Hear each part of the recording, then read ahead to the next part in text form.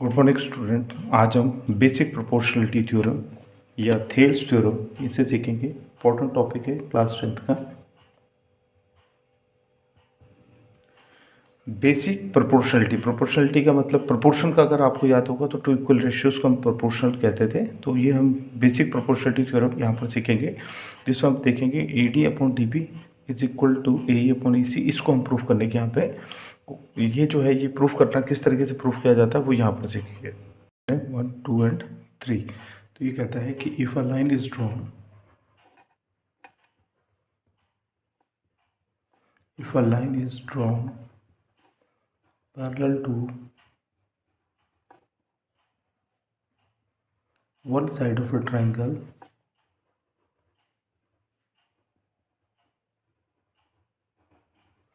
intersecting other two sides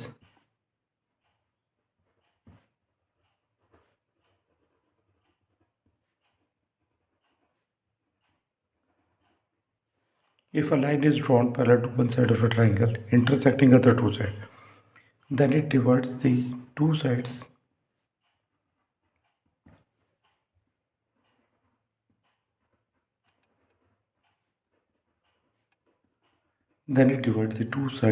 in the same ratio,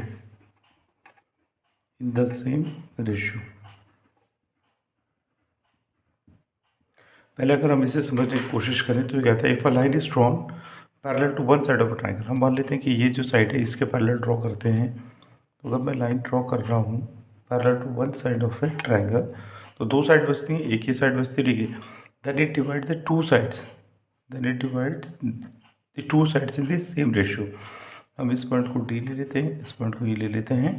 तो ये कह रहा है कि अगर एक लाइन ड्रॉ करी जाए, ये लाइन ड्रॉ करी है मैंने इसके पैरेलल, तो ये इस साइड को और इस साइड को इक्वल रेशियो में डिवाइड करेगा। ठीक है, तो ये टू प्रूफ हमारा हो जाता है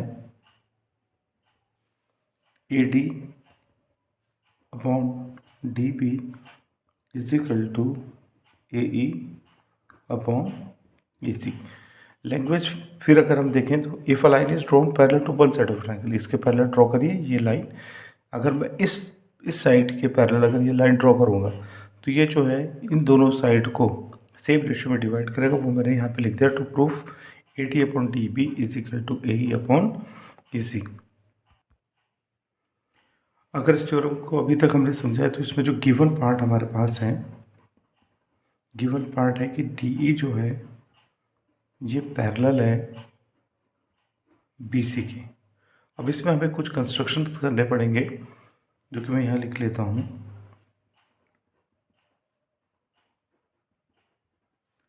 कंस्ट्रक्शन ये है कि जो हमारा ये वाला पार्ट है ए सी वाला, जो ट्रायंगल का तीन साइड में से दो साइड रहेगा जिसके रेशियो में करना। तो इस वाले पार्ट पे ए सी पे मैं एक परपेंडिकुलर यहाँ से ड्रॉ करता हूँ। ये परपेंडिकुलर का ये जो साइन है ये बताता है कि ये बेस है, ये साइन बताता है कि ये बेस है। बेस मतलब अगर बेस यहाँ पे अगर मैं देखूँ तो ये ट्रायंगल का बेस होगा और ये परपेंडिकुलर इस तरीके से बढ़ रहा है। उसी तरीके से ई से भी अगर मैं एक परपेंडिकुलर ड्रॉ करता हूँ तो ये इसका बेस है, मतलब ये बेस है और यहाँ से ये परपेंडिकुलर इस तरीके से बढ़ रहा है। ये जो डी से हमने परपेंडिकुलर ड्रॉ किया इसका हम नाम डी एम रख लेते हैं और ई का हम परपेंडिकुलर जो ड्रॉ करा उसका नाम हम ई एल रख लेते हैं। ठीक है, इसी के साथ साथ हमें कंस्ट्रक्शन में ज्वाइन करना है बी ई को, इसे ज्वाइन कर देते हैं और उसी तरीके से सी डी को ज्वाइन कर देते हैं। ये सी डी हमारा यहाँ ज्वाइन हो गया है। तो आप अगर देखें तो कंस्ट्रक्शन क्या क्या हुआ, इस वाली साइड पूरी साइड जो है हमारी, इस पर हमने एक परपेंडिकुलर ड्रॉ कर दिया डी एम एम। एक्चुअली इसका नाम तो एम से डी होना चाहिए क्योंकि बेस ये है, ये ध्यान रखिएगा आप, क्योंकि एरिया ऑफ ट्रायंगल क्या होता है half into base into height. तो हाइट क्या है यहाँ से बढ़ रही है, उसी तरीके से half into base into height अगर मैं इस साइड में देखूँ तो हाइट ये बढ़ रही है, ये बेस है। ठीक है, तो कंस्ट्रक्शन में एक परपेंडिकुलर ये ड्रॉ किया इस साइड, ये जो है यहाँ पर, ये इस पे यहाँ से परपेंडिकुलर है इस साइड के लिए और ये जो परपेंडिकुलर है इस साइड के लिए। इसके अलावा इसको हमने ज्वाइन कर दिया यहाँ पर। ये कंस्ट्रक्शन वाला पार्ट है तो हम यहाँ पर लिख लेते हैं draw D M perpendicular on, DM किस पर परपेंडिकुलर है, एसी पे। ड्रॉ ईएल परपेंडिकुलर, ईएल जो है ये परपेंडिकुलर है, किस पे परपेंडिकुलर है, ये वाली साइड ए बी पे।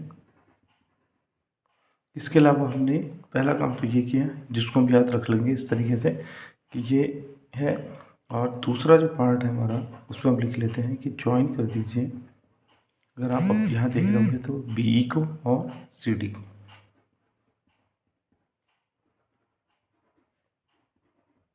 Join B and CD. देखिए ट्रायंगल मैंने इस तरीके से यहाँ पर ड्रॉ करा हुआ है, इसका प्रूफ हम साथ ही में लिखते हुए चलेंगे। अभी जो ट्रायंगल जो प्रूफ होना है, ये एरिया जो है जिस तरीके से हम एरिया निकालते हैं उसी तरीके से हम उसी को यहाँ पर एरिया जो है वही चीज़ यहाँ पर हम यूज़ करेंगे। हम जानते हैं कि एरिया ऑफ ट्रायंगल क्या होता है। एरिया ऑफ ट्रायंगल, कोई भी ट्रायंगल है, अगर मैं कोई भी ट्रायंगल ड्रॉ करता हूँ, यहाँ पर अगर आप देखें कोई भी ट्रायंगल ड्रॉ करते हैं, ये आपके पास हाइट है, ये आपका क्या है, बेस है। तो एरिया ऑफ ट्रायंगल कितना होता है, हमेशा वो होता है half into base into height. Base मतलब ये बेस है जिस पे परपेंडिकुलर खड़ा हो रखा है, ठीक है। और अगर मैं बढ़ाते जाऊँ तो हाइट बढ़ती चली जाएगी, तो ये क्या है, बेस है, ठीक है। ये बता देता है कि बेस पे बना हो। एक तो ये पहला आप यहाँ पर समझ गए होंगे। दूसरा तरीके से एक और आप ये समझने की कोशिश करिए बच्चों, अगर ट्रायंगल जरूर थोड़ा कि ऐसा ही बना हो, ट्रायंगल इस तरीके से भी तो बन सकता है, ठीक है। अगर ट्रायंगल इस तरीके से बन गया है और परपेंडिकुलर बिल्कुल सीधा आता है, तो जब मैं यहाँ से ड्रॉ करूँगा तो हो सकता है कि परपेंडिकुलर बाहर चले जाए ट्रायंगल के, ठीक है। और इसको एक्सटेंड करते हैं तो फिर ये बेस हो जाएगा, फिर ये हाइट हो जाएगा। तो इन दोनों चीज़ों को हम यहाँ देखना है, ठीक है। अब यहाँ देखिए, जब हम इसका एरिया निकाल रहे हैं तो पहले मैं इस वाले जो ये मेरी साइड है इसका यूज़ करूँगा और मैं ट्रायंगल लूँगा ADE। उसके बाद जो दूसरी बार ट्रायंगल यूज़ करूँगा तो मैं ट्रायंगल यूज़ करूँगा, क्योंकि मेरे को पहले इसी साइड पे आना है, ADE, फिर चलना है मुझे, तो मैं DEB चलूँगा। जब मैं DEB चलता हूँ तो आप देखेंगे बेस ये रह गया और परपेंडिकुलर यहाँ पर है, तो ये चीज़ आपको ध्यान रखनी है। तब भी मैं कैसे कहूँगा, मैं इसे कहूँगा half into DB into EL। तो परपेंडिकुलर पहले इस वाले में देखूँ ADE में, तो ADE में half into base AD into EL। इसमें अगर देखो तो देखिए पहला ट्रायंगल ये रहा, दूसरा ट्रायंगल ये रहा, तो half into base DB into फिर अगेन EL। इसका आप ध्यान रखेंगे। इसी तरीके से सेम हम यहाँ पर भी करेंगे। प्रूफ इन ट्रायंगल, यहाँ देखिए ADE, in triangle ADE area जो हमें निकालना है, area of triangle ADE is equal to half into, अगर ADE में देखूँ तो देखिए हाफ इंटू बेस क्या है, ये वाला पार्ट AD, और ये क्या है EL।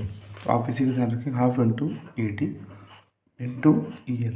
ये मेरा पहली इक्वेशन हो गई। और ये किस तरीके से मेरे को ध्यान रखना है, ये देखिए ED यहाँ पर मेरा यूज होगी जो यहाँ पर आएगा, फिर क्या है DB।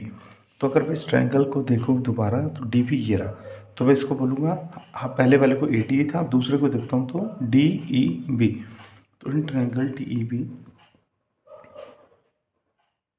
Triangle DEB area of, अगर आप देखते हैं ट्रायंगल DEB, वो कितना हो जाएगा, वो होगा हाफ इंटू बेस। तो बेस आप देखिए, बेस ये है DB और परपेंडिकुलर फिर क्या है EL, तो वो यहाँ लिख लेते हैं half into DB into EL। ये मेरी सेकंड इक्वेशन है। आपको फर्स्ट और सेकंड दोनों इक्वेशन यहाँ पे दिख रही होगी, तो डिवाइड कर देते हैं। Divide equation first by second, divide equation first by second, area of triangle ADE upon area of triangle DEB is equal to half into AD into EL upon half into D B into E L. और अगर आप देखें तो इसमें से ये cancel हो जाएगा, ये कैंसिल हो जाएगा, यहाँ आपको मिलेगा ए टी अपॉन डी पी। तो अगर आप देखें तो आपने जो टू प्रूफ था हमारा, जो हमने यहाँ ड्रॉ करा था, तो इसका ये वाली लेफ्ट हैंड साइड हमारी यहाँ पे मिल गई A T upon D P. तो यहाँ अगर आप देखें तो ये हमें A T upon D P मिल गया। हम इससे इक्वेशन ले लेते हैं थर्ड। और ये कैसे मिला हमें, जब हमने केवल इस वाली साइड को ध्यान रखा है। पहले हमने ट्रायंगल लिया ए डी ई, फिर हमने ट्रायंगल लिया डी ई बी। अब सेम हम यहाँ पे भी फॉलो करेंगे। इन ट्रायंगल ए डी ई, फिर हम ट्रायंगल लेंगे डी ई, पहले हमने लिया था बी, अब हम ले लेंगे डी ई सी। तो पहले हम ट्रायंगल लेते हैं A D E. In triangle A D E, area of triangle A D E is equal to half. अब देखिए ए डी में अगर आप देखें, ए डी में ए डी ई, तो हम इस साइड चल रहे हैं, ए सी वाली साइड, क्योंकि हमें अगर आप ध्यान रखें तो हमारे पास जो प्रूफ है वो प्रूफ है ए अपॉन ई सी, जो राइट हैंड साइड, जो मैं इसी तरफ ध्यान है मेरा। पहले मैं लूँगा ए वाले पार्ट को, फिर लूँगा ए सी को। ये दोनों बेस हैं अगर आप देखें तो, ठीक है। तो पहले हम लेंगे ए डी ई, तो ये बेस है और ये क्या है यहाँ पर, ये परपेंडिकुलर। तो आप इसका ध्यान रखिए, ये बेस पर, ये बेस पे ये परपेंडिकुलर। तो triangle A D E, area of triangle A D E is half into A E into, आप देखें यहाँ पर हाफ इंटू ए इंटू, ये ए है और ये क्या है, परपेंडिकुलर है इसका डी एम। तो half into A into D M. Same इसी तरीके से इन ट्रायंगल, अब जो चौथा ट्रायंगल ले रहा है, देखिए पहले हमने लिया था डी ई बी, अब हम ले लेते हैं क्योंकि हमें इसी तरफ चलना है, डी ई और ए सी। तो इन ट्रायंगल डी ई सी, पहले लिया था ए डी ई, तो ए ई आ गया। अब यहाँ से ई सी चाहिए तो डी ई सी। इसी तरीके से आप नाम रखिए। देखिए डी पहले वाले में भी कॉमन लिया, D E B, D E C. In triangle D C, area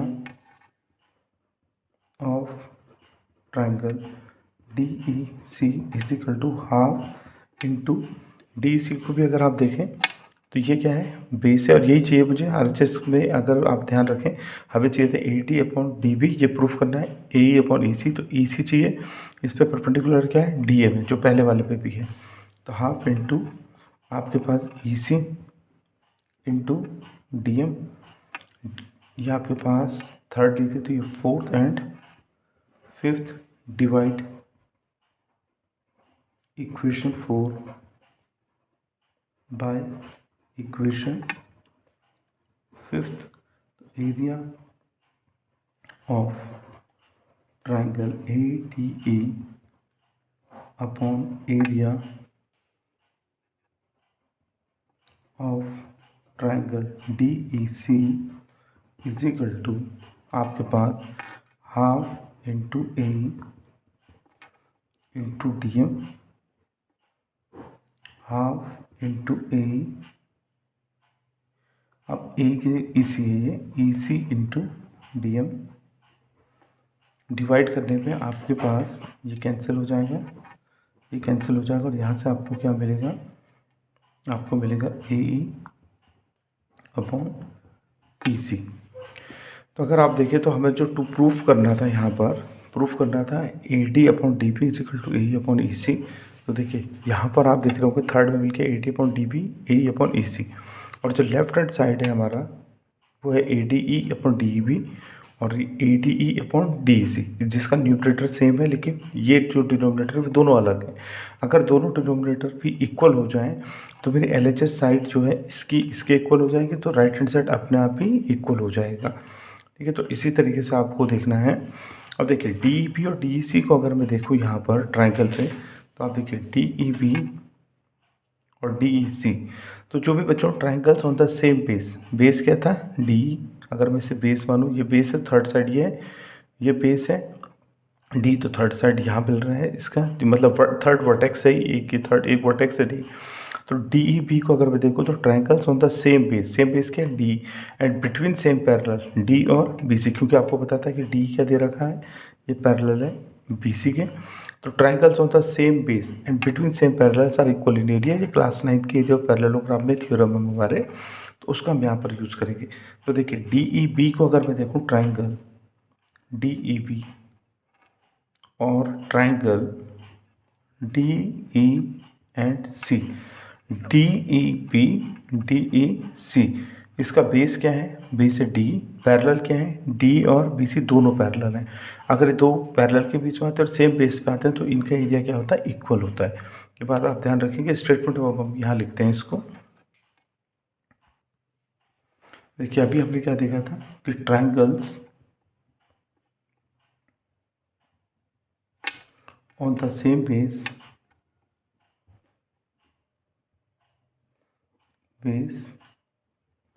and between same parallel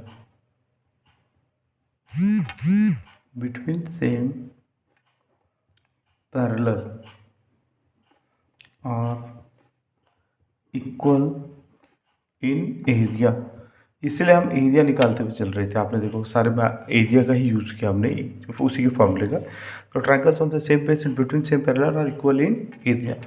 therefore हम कह सकते हैं कि triangle D E B equal to triangle D E C, दोनों का एरिया बेसिकली यहाँ मैं अगर लिख दूँ तो area of triangle D E B is equal to area of triangle D E C. क्यों? क्योंकि दोनों का जो बेस है ट्राइंगल्स, ये जो ट्राइंगल्स हमारे आर ऑन सेम बेस, ये जो दोनों ट्राइंगल है हमारे वो सेम बेस पे है। कौन सा बेस है? D. Are on same base D and between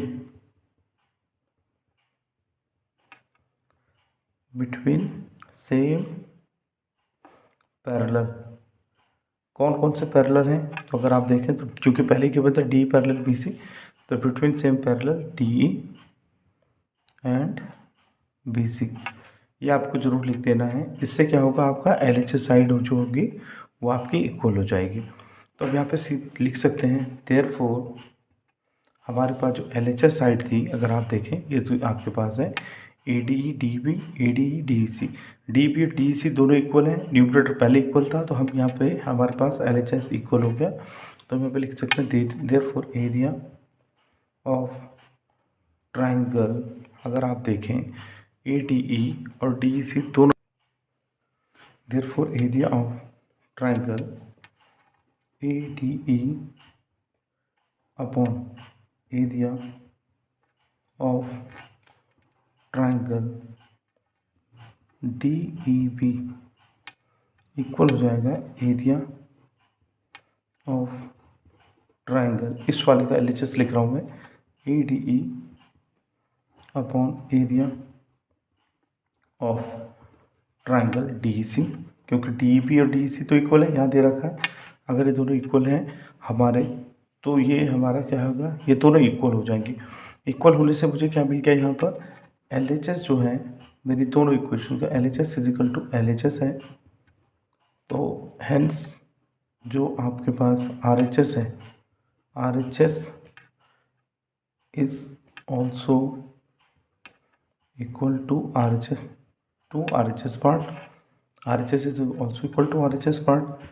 ठीक है, एल एच एस इक्वल है तो आर एच एस भी इक्वल होगा। ठीक है, अब आर एच एस मेरा क्या है? A D upon D B और A E upon E C. तो हम यहाँ से लिख सकते हैं कि A D upon D B is equal to, आपके पास A D upon D B देखें ये किसके इक्वल हो जाएगा? ए ई अपॉन ई सी के। यही हमें प्रूफ करना था। ठीक है, तो बेसिक प्रोपोर्शनलिटी थ्योरम और थेल्स थ्योरम आपके समझ में